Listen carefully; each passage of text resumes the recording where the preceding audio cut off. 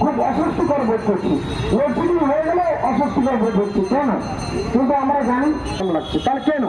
ঘাম ঝরে যাচ্ছে এই সামান্যতম একটু রোদ্রে প্রকটে। কিন্তু এটা ঠিক আপনারা জানেন, তবে পরিবেশকে আগ্রাসন করছে এবং আমরা সেটা অহরহ মানুষের বিশেষ করে দুটি রোগ খুব প্রকট দেখা দিচ্ছে। একটি হচ্ছে ক্যান্সার, তাদের বিভিন্ন অঙ্গের ক্যান্সার। আগামী দিনে যা অবস্থা হয়তো একটা সময় দেখা যাবে, এখন যা পরিসংখ্যান হচ্ছে যে বেশিরভাগ মানুষের মধ্যে এই রোগগুলো দেখা দিচ্ছে এবং এর জন্য দায়ী হচ্ছে মাইক্রোপ্লাস্টিক, পরিবেশ দূষণ।